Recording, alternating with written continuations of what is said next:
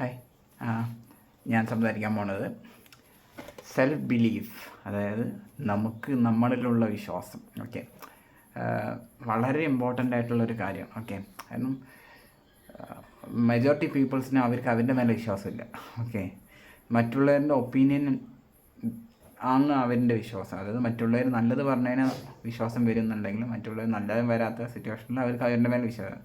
നമുക്ക് ഏറ്റവും കൂടുതൽ വിശ്വാസം വേണ്ടത് നമ്മുടെ മേലെയാണ്. ഓക്കെ, അതായത് you have to trust yourself. എല്ലാ സിറ്റുവേഷനിലും നമുക്ക് നമ്മളെ വിശ്വസിക്കാൻ പറ്റും. മറ്റുള്ളവർ ഡിപ്പെൻഡിങ് ആണ്. അപ്പോൾ ഒരു കോട്ട് തന്നെ ഉണ്ട്, അതായത് മറ്റുള്ളവർ നമ്മളെ വിശ്വസിക്കുന്നത് നമ്മൾ എന്ത് ചെയ്തു എന്നതിൻ്റെ ബേസ്, അല്ലെങ്കിൽ മറ്റുള്ളവർ നമ്മളെ ജഡ്ജ് ചെയ്യണത് നമ്മൾ എന്ത് ചെയ്തു എന്നതിൻ്റെ ബേസിലാണ്. പക്ഷെ നമ്മളെ ജഡ്ജ് ചെയ്യണത് നമുക്ക് എന്ത് ചെയ്യാൻ കഴിയും എന്നതിൻ്റെ ബേസിലാണ്. ഓക്കെ, അപ്പം നമ്മളെപ്പോഴും ഒരു കാര്യം ചെയ്ത് ഫൈനലൈസേഷൻ്റെ ലെവലിൽ എത്തുമ്പോൾ മാത്രമാണ്, അല്ലെങ്കിൽ ഫൈനൽ ലെവലിൽ എത്തുമ്പോഴാണ് മറ്റൊരു വ്യക്തി നമ്മളെ ട്രസ്റ്റ് ചെയ്യാൻ പോകണം, അല്ലെങ്കിൽ ബിലീവ് ചെയ്യാൻ പോകണം.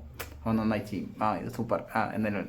പക്ഷേ ഇത് ചെയ്യാൻ വേണ്ടി നമ്മൾ പ്ലാൻ ചെയ്യുന്ന സമയത്ത് നമുക്ക് നമ്മുടെ മേലെ വിശ്വാസം ഉണ്ടാകും. ആ വിശ്വാസം നമ്മൾ അവസാനം വരെ കൊണ്ടു നടക്കണം. ഓക്കെ, മറ്റുള്ളവർ എന്ന് പറയുന്ന വ്യക്തി അവർ ഏറ്റവും ലാസ്റ്റ് ലാപ്പിലേ നമ്മൾ വിശ്വസിക്കുള്ളൂ. ഓക്കെ, അപ്പം നമ്മൾ ഒരുപാട് റൗണ്ട് ഓടി എത്തുന്ന സമയത്ത് അവസാന റൗണ്ടിലേ മറ്റുള്ളവർ നമ്മളെ വിശ്വസിക്കുള്ളൂ. ഓക്കെ, ഫസ്റ്റ് റൗണ്ട് തൊട്ട് അല്ലെങ്കിൽ അതിനുവേണ്ടി ഇറങ്ങണ സമയം തൊട്ട് നമ്മളെ വിശ്വസിക്കണം. നമ്മൾ അവസാന റൗണ്ട് ഓടിയെടുക്കും എന്ന വിശ്വാസം നമുക്കുണ്ടാകണം. ഓക്കെ, എല്ലായ്പ്പോഴും എല്ലാ മൊമെൻറ്റിലും നമുക്ക് നമ്മുടെ മേലെ ബിലീഫ് ഉണ്ടായിരിക്കണം. അല്ലേ, നമ്മുടെ സ്ട്രെങ്ത്തിൽ നമുക്ക് എപ്പോഴും ബിലീഫ് ഉണ്ടാകും. നമ്മളത് ഓവർകം ചെയ്യുന്നുള്ള ബിലീഫ് വേണം. ഈ ബിലീഫ് നമുക്ക് എല്ലാ സമയത്തും വേണം. കാരണം നമ്മൾ ജഡ്ജ് ചെയ്യണ പീപ്പിൾസാണ് ശരി, നമ്മുടെ ഓപ്പോസിറ്റുള്ള പീപ്പിൾസാണ് ശരി, അവർ സിറ്റുവേഷനിലാണ്. ഓക്കെ, സിറ്റുവേഷനനുസരിച്ച് അവർ കമൻറ്റ് പറഞ്ഞുകൊണ്ടേയിരിക്കും. ഓക്കെ, അവർ എല്ലാവരും സിറ്റുവേഷനായിട്ട് അത് പറ്റില്ല. ഇവർ അങ്ങോട്ടും ഇങ്ങോട്ടും ജമ്പ് ചെയ്തുകൊണ്ടേയിരിക്കും. പറ്റില്ല. മെജോറിറ്റി 90 സിറ്റുവേഷനും പറ്റില്ല എന്നൊരു പോയിന്റിലേക്ക് അവർ നിൽക്കാം. അപ്പോൾ ഇതേ പോയിന്റ് ഞാനൊരു സെൽഫ് ബിലീഫ് എന്നൊരു സാധനം ഒരു സ്റ്റോറി ആയിട്ട് കണക്ട് ചെയ്യാൻ പോകണം. ഓക്കെ, സെൽഫ് ബിലീഫ് നമ്മളെപ്പോഴും നമ്മുടെ മേലെ പൂർണ്ണമായ വിശ്വാസം നമുക്ക് വേണം എന്നതുമായി കണക്ട് ചെയ്ത് സ്റ്റോറി പറയാൻ പോണത് വുമൻസ് ക്രിക്കറ്റ് ആയിട്ട് റിലേറ്റഡ് ആയിട്ടാണ്. ഇപ്പോൾ ഇന്ത്യയിൽ വുമൻസ് ക്രിക്കറ്റൊക്കെ കുറച്ച് ആക്റ്റീവാണ്. IPL വന്ന് കുറച്ച് ഫെയിമായിട്ടുള്ള പ്ലേയേഴ്സൊക്കെ ഉള്ള ഒരു വുമൻസ് ക്രിക്കറ്റും ഓൾമോസ്റ്റ് മെൻസ് ക്രിക്കറ്റ് പോലെ തന്നെ ഫെയിമായി നിൽക്കുന്ന. പക്ഷേ വളരെ കുറച്ച് കാലങ്ങൾക്ക് മുമ്പ് വുമൻസ് ക്രിക്കറ്റ് അത്രയും ആക്റ്റീവ് ആയിരുന്നില്ല. ആക്റ്റീവ് അല്ല പറഞ്ഞാൽ ക്രിക്കറ്റ് അവിടെ നടക്കണമെങ്കിൽ പോലും ആരും അത്ര ശ്രദ്ധിക്കുന്നുണ്ടായിരുന്നില്ല. ഓക്കെ, അധികം ശ്രദ്ധിക്കാറില്ല, ചിലപ്പോൾ ലൈവ് പോലും ഉണ്ടാകാറില്ല. ഓക്കെ, അപ്പോൾ ആ ഒരു സമയത്ത് ഞാൻ ഒരു മാച്ച് ഇങ്ങനെ കണ്ടുകൊണ്ടിരിക്കുമ്പോഴാണ് ഒരു പ്ലെയർ, അതായത് അപ്പോഴത്തെ ഇന്ത്യ കുറച്ചുകൂടെ കോമ്പറ്റീറ്റീവ് ആണ്. അപ്പോൾ ടോപ്പ് 4 ഇന്ത്യ വരും. ഇപ്പോൾ കറണ്ട് ഇന്ത്യൻ വുമൻസ് ടീമാണ് ടോപ്പ് 4 ഉണ്ടാവും. അപ്പോൾ ഇന്ത്യ അത്രയ്ക്ക് ടോപ്പ് 4 എത്തുന്ന ടീമൊന്നും അല്ല. ഇന്ത്യ ഭയങ്കര ചാൻസ് വളരെ ബാക്കിലുള്ള ടീമാണ്. കാരണം വളരെ കുറച്ച്, അതായത് ഈ ഇംഗ്ലണ്ട്, ഓസ്ട്രേലിയ, ന്യൂസിലാൻഡ് അങ്ങനെ ഒരു കുറച്ച് ടീമുകളുണ്ട്. അവർ മാത്രമായിരിക്കും എപ്പോഴും ടോപ്പിൽ നിൽക്കുക. ഇന്ത്യ മിക്കവാറും ഗെയിം ഇവരുടെ ഒപ്പം തോൽക്കും. ഓക്കെ, അപ്പോൾ ഞാൻ ഇവരുടെ മാച്ച് കാണുമ്പോൾ എന്താ പ്രത്യേകത പറഞ്ഞാൽ ഇന്ത്യ അവസാനം വരെ എത്തും, പക്ഷെ തോൽക്കും. ഓക്കെ, ഓൾമോസ്റ്റ് കോമ്പറ്റീറ്റീവായി എത്തും, പക്ഷെ തോൽക്കും. അപ്പോൾ ഒരു മാച്ച് കാണുമ്പോൾ ഒരു പ്ലെയർ പറഞ്ഞു കഴിഞ്ഞാൽ ഒരു വുമൺ പ്ലെയർ, അവർ ഭയങ്കര സ്കെൽ ടൈപ്പാണ്. ശരീരം വളരെ ചെറിയ ശരീരമുള്ള വ്യക്തിയാണ്. ഓക്കെ, വളരെ സ്കെൽട്ടായിട്ടുള്ളൊരു പേഴ്സണാണ്.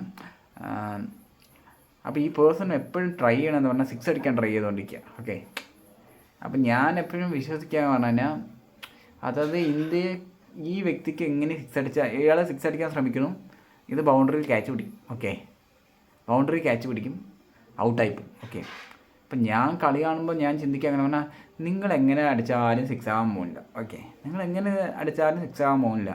പക്ഷേ നിങ്ങൾ മിനിമം ഒരു സിംഗിളൊക്കെ അടിച്ചോ ഒരു ഡബിളോ 4 അടിച്ചിട്ട് കുറച്ച് റൺസ് സ്കോർ ചെയ്യാതെ അങ്ങനെ ചിലപ്പോൾ ഇന്ത്യക്ക് കുറച്ചുകൂടി ബെറ്റർ റൺസ് കിട്ടിയിട്ടുണ്ടാവും. ഓക്കെ, ഇത് വെറുതെ ഒരിക്കലും നിങ്ങൾക്ക് 6 അടിച്ച് എത്തിക്കാൻ കഴിയില്ല. കാരണം നിങ്ങൾ എങ്ങനെ അടിച്ചാലും ഇതുവരെ എത്തുള്ളൂ.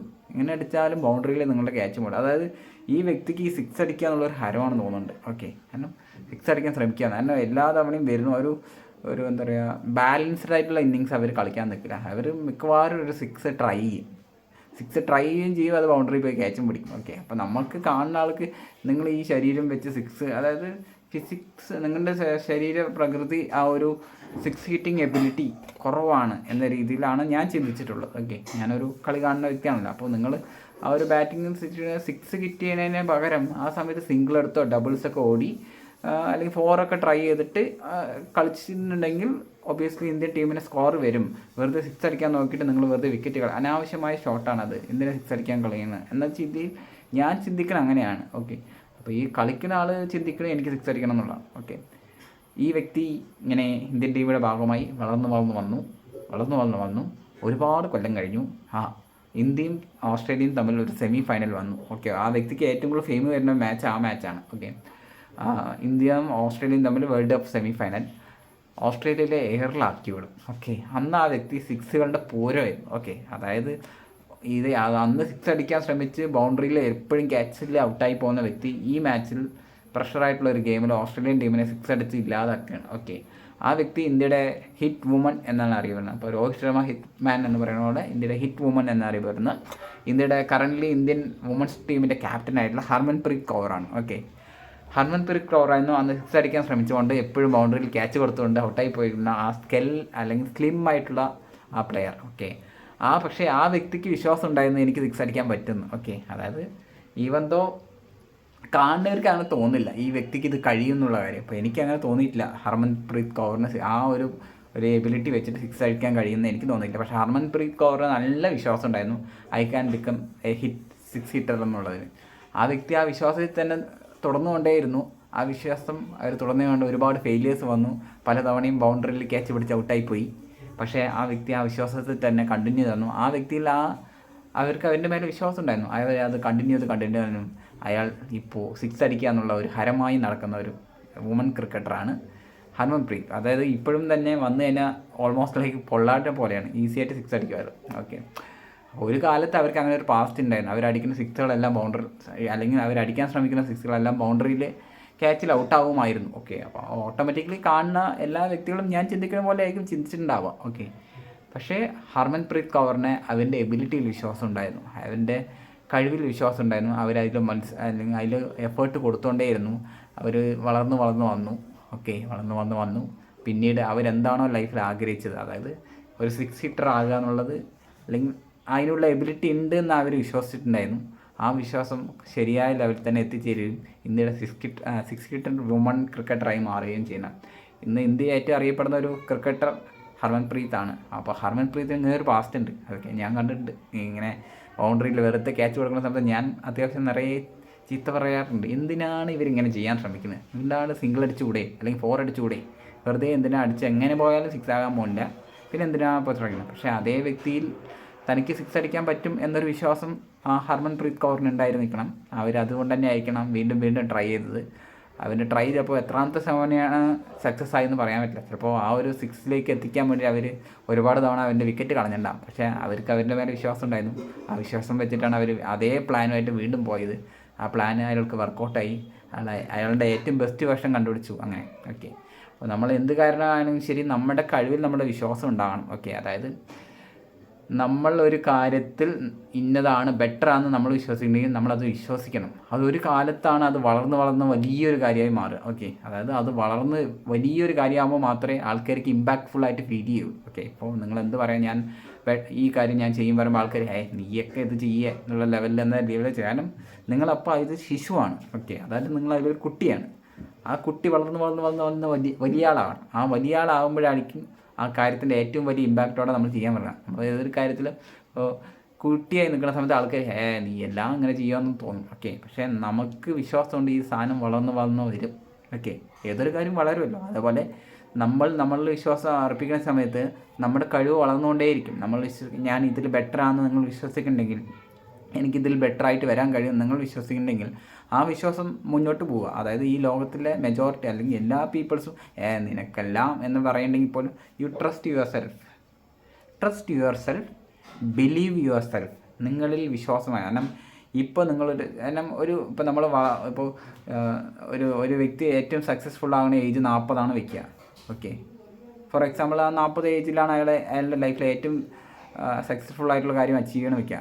ഈ വ്യക്തി ഈ കാര്യത്തിന് വേണ്ടി ട്രൈ ചെയ്യാൻ തുടങ്ങിയിട്ട് കൊല്ലങ്ങളായിട്ടുണ്ടാവും. ഓക്കെ, ഞാൻ എന്നെ ഉദ്ദേശിച്ച് പറയില്ല. ഓക്കെ, ഞാനായാലും കുഴപ്പമൊന്നുമില്ല. ഓക്കെ, ഈ വ്യക്തി ഈ കാര്യത്തെക്കൊണ്ട് ട്രൈ ചെയ്യാൻ തുടങ്ങി ചിലപ്പോൾ 10ാം വയസ്സിൽ തുടങ്ങിയിട്ടുണ്ടാവും. ഓക്കെ, അപ്പോൾ 10ാം വയസ്സിൽ എനിക്ക് ഇന്ന പോലെ ആകണം എന്നാൽ 10ാം വയസ്സിൽ പറയുന്ന സമയത്ത് ആ ചുറ്റുമുള്ളവർ എന്ത് പറഞ്ഞിട്ടുണ്ടാവും? നീ എല്ലാം ഇങ്ങനെയായിട്ട് എന്നല്ലേ പറയുള്ളൂ. ഓക്കെ, പക്ഷേ ആ വ്യക്തിൻ്റെ മേലെ വിശ്വാസമുണ്ട്. ഓക്കെ, അതുകൊണ്ടാണ് 40ാം വയസ്സിൽ ആ വ്യക്തിക്ക് അത് അച്ചീവ് ചെയ്യാൻ കഴിഞ്ഞിട്ടുള്ളത്. ഓക്കെ, ആ നാട്ടുകാർ മൊത്തം അല്ലെങ്കിൽ ചുറ്റുമുള്ള വ്യക്തികളെല്ലാം അങ്ങനെ പറയണമെന്നിട്ട് ആ വ്യക്തി അയാളുടെ വിശ്വാസം കൈവിട്ടിരുന്നെങ്കിൽ ആ വ്യക്തിക്ക് 40ാം വയസ്സിൽ അത് അച്ചീവ് ചെയ്യാൻ പറ്റുമോ? ഇല്ല.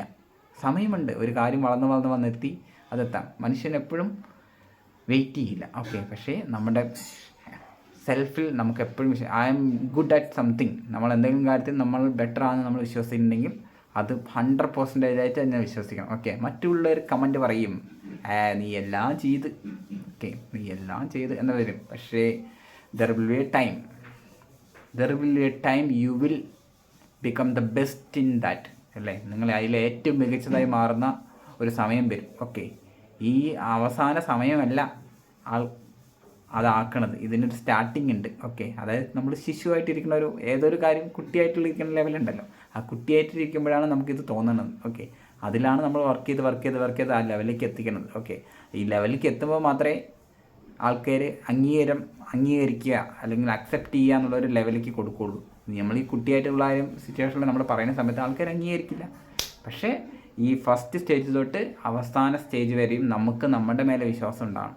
ഓക്കെ, എല്ലാ സിറ്റുവേഷനും പീപ്പിൾ ജഡ്ജ് ചെയ്യുക യു കാണ്ട് 99%ലും യു കാണ്ട് എന്നേ പറയുള്ളൂ. കാരണം പ്രൂവ് ചെയ്തതിന് ശേഷമേ ആൾക്കാർ അക്സെപ്റ്റ് ചെയ്യുള്ളൂ. ഓക്കെ, അതിന് മുമ്പ് ആരും അത്രയും വിശാല ഹൃദയമായ ഒരു പീപ്പിൾസ് ഒന്നല്ല നമ്മൾ ലീവ് ചെയ്യണത്. ഓക്കെ, എല്ലാ വ്യക്തികളും യു കാണ്ട് എന്നൊരു പോയിന്റിൽ തന്നെ ചിന്തിക്കുക. ഓക്കെ, അപ്പോൾ യു കാൻ എന്നത് എപ്പോഴും വിശ്വസിക്കാൻ നമുക്ക് പറ്റണം. ഓക്കെ, അതായത് ആര് തന്നെ എത്ര പേര് നമുക്ക് എഗെയിൻസ്റ്റ് നിന്നാലും, എത്ര പേര് നമുക്ക് പറ്റില്ല എന്ന് പറഞ്ഞാലും, എത്ര പേര് you are not going to do that എന്ന് പറഞ്ഞാലും you should able to believe you can do it. Okay, അത് ചിലപ്പോൾ ടൈം എടുക്കുമായിരിക്കാം, ഒരു കാര്യം ടൈം എടുക്കും. അത്രയും ക്ഷമ അവർക്ക് ഇല്ലാത്തതുകൊണ്ടാണ് അവർ ഈസി ആയിട്ട് ജഡ്ജ് ചെയ്യുന്നത്. നിങ്ങൾക്ക് വേണ്ടി കുറച്ച് ക്ഷമ കാണിക്കാം. ഓക്കെ, മറ്റുള്ളവർക്ക് നിങ്ങളുടെ മേലെ ക്ഷമയില്ലാത്തത് ഓക്കെയാണ്, പക്ഷേ നിങ്ങൾക്ക് വേണ്ടി ക്ഷമയെടുക്കാം. കാരണം ഇപ്പം ഞാൻ ഈ ചെയ്തുകൊണ്ടിരിക്കുന്ന കാര്യം ഒരു 5 വർഷം കഴിയുമ്പോൾ അല്ലെങ്കിൽ 10 വർഷം കഴിയുമ്പോൾ ഏറ്റവും മികച്ച ലെവലിൽ എത്തിച്ചേരും എന്നുള്ള വിശ്വാസം നിങ്ങൾക്കുണ്ടെങ്കിൽ നിങ്ങൾക്ക് അതേ വിശ്വാസം വെച്ചിട്ട് മുന്നോട്ട് പോകാം. ഓക്കെ, മറ്റുള്ളവർ അതിൽ നിങ്ങൾ വിശ്വസിക്കണ്ടോ എന്നത് അവിടെ മാറ്റർ അല്ല. നിങ്ങളെ വിശ്വസിച്ചാൽ മതി. നിങ്ങളുടെ എബിലിറ്റി കൊണ്ട് നിങ്ങൾ മുന്നോട്ട് വരും എന്നത് നിങ്ങൾക്ക് ട്രസ്റ്റ് ഉണ്ടെങ്കിൽ ഗോ ഹെഡ്. സെൽഫ് ബിലീഫ് ഭയങ്കര ഇമ്പോർട്ടൻ്റ് ആണ്. കാരണം nobody going to believe you. Okay, nobody going to believe you, no one. Okay, people going to believe you only after you almost crossing 80%, 90%. ഒരു കാര്യത്തിൽ നമ്മൾ 90% ഓൾമോസ്റ്റ് എത്തുന്ന സമയത്താണ് people going to believe you or accept you. പക്ഷേ 0% നിന്ന് 90ലേക്ക് എത്തിക്കണം. Okay, അപ്പോഴേ ആൾക്കാർ വിശ്വസിക്കണം തുടങ്ങണം. പക്ഷേ 0യിൽ നമുക്ക് ബിലീഫ് ഉണ്ടാവണം, 10ൽ നമുക്ക് ബിലീഫ് ഉണ്ടാവണം, 15 നമുക്ക് ബിലീഫ് ഉണ്ടാവണം. ഇവിടെയൊക്കെ നമ്മളെ വിശ്വസിക്കാൻ നമ്മൾ മാത്രമേ ഉള്ളൂ. ഓക്കെ, മറ്റൊരാൾ വിശ്വസിക്കില്ല എന്ന് ഉദ്ദേശിച്ചത്. അതായത് ഏതൊരു കാര്യം വളർന്നിട്ടാണ് വരിക. ഒരാൾ ഡയറക്റ്റായിട്ട് ഒന്നിൻ്റെ മേലെ കയറിയിരിക്കില്ല. ഓക്കെ, ഒരാളും ഇപ്പോൾ റഹ്മാൻ ആയത് ഡയറക്റ്റായിട്ട് റഹ്മാനായി മാറുകയല്ല ചെയ്തത്. ഓക്കെ, ആൾക്കൊരു സ്റ്റേജ് ഉണ്ടായിരുന്നു, അതിൽ നിന്ന് കയറിയിട്ടാണ് വരുന്നത്. അപ്പോൾ ഈ കയറുന്ന ഓരോ സ്പേസിനും ആളും ഇതുപോലത്തെ ഒരുപാട് ഡയലോഗ് കേട്ടിട്ടുണ്ടാവും, ഒരുപാട് കമൻറ്റ്സ് കേട്ടിട്ടുണ്ടാവും. അപ്പോൾ ആൾക്കാരുടെ മേലെ വിശ്വാസമുണ്ട്. ഒരു കാലത്ത് ഞാൻ പോയി ഓസ്കാർ മേടിക്കുന്നുള്ളൂ, അല്ലെങ്കിൽ ഒരു കാലത്ത് ഇന്ത്യയിലെ ഏറ്റവും മികച്ച മ്യൂസീഷ്യന്മാരുടെ പേരിൽ ഞാനും ഉണ്ടാവും എന്നുള്ളൊരു വിശ്വാസം റഹ്മാൻ ഉള്ളതുകൊണ്ട് മാത്രമാണ് റഹ്മാൻ ആ സ്റ്റേജിലെല്ലാം മുന്നോട്ട് ട്രാവൽ ചെയ്തിട്ടുള്ളത്. ഓക്കെ, നമ്മളുടെ മേലെ നമ്മുടെ എബിലിറ്റിയിൽ വിശ്വസിക്കുക, നമ്മുടെ കഴിവിൽ വിശ്വസിക്കുക, ആ വിശ്വസത്തിൽ ട്രാവൽ ചെയ്തുകൊണ്ടേ ഇരിക്കുക. ഒരു കാലത്ത് നമ്മൾ ഉദ്ദേശിക്കുന്ന ലെവലിലേക്ക് നമ്മൾ എത്തിച്ചേരും.